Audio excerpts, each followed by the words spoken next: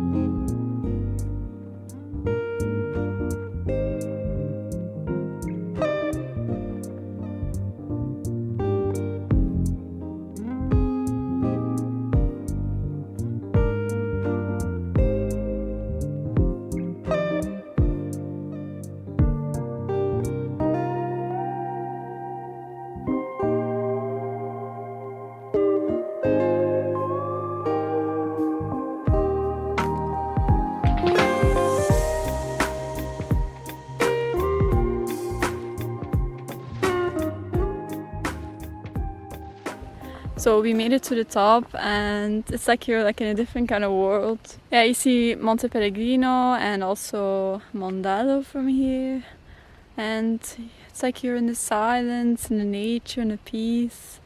And like I wanted to explain that in Sicily you have so much different architecture. You have Greek architecture, Arabic architecture, Norman architecture. Yeah, and that's why, you know, like if you come to Palermo, there's so much to see outside of that, because Palermo is like this kind of bubble you're in. But I would urge you, if you ever want to come to Sicily and you have the time, to rent a car, or yeah, just to rent a car and go around, and you will see so much more, so much nature. There's so many mountains here, there's so much to see. You also have the Madonia, which is close to Cefalù. In the winter it can also snow here, so it's like a totally different climate than in Palermo. In Palermo it can be like a little bit more humid because of the sea. It can get really warm in summer and it doesn't really cool off in the night. But here, if you go in the mountains, you get a totally different feeling, and it's like all of a sudden you're like in the snow. And in winter I feel like a lot of people think that Sicily is very warm, but it can also in certain places can get very, very cold. This is gonna give you a quick history about the castle. The castle was built during the conquest in the 12th century. You can see everything from here, so you know it was like a purpose why they built it here. It was built during the Normans' conquest by King William II, or Guglielmo II in Italian. And of course the architecture is Normans, and yeah, it was also after the conquest. It was a peaceful rest place for monks of San Martino, and then after it was also the place where used to live the King Martino, so which now the town here is called San Martino. Then after it was abandoned, and then during the modern times it was like someone bought it from the Alpino club, and then it's from them, and sometimes they do some hiking trip, and also it's nice the inside, but it's not always open, and right now we cannot go inside. Maybe one day we can go inside and we can show. And yeah, like it was built when it was built also the Cathedral of Palermo and the Duomo of Monreale. Of course the place was very strategic, so, you know, for the conquest, because, you know, there was a really vast conquest during that time, and the Normans built many castles around Sicily. This is one of the main examples.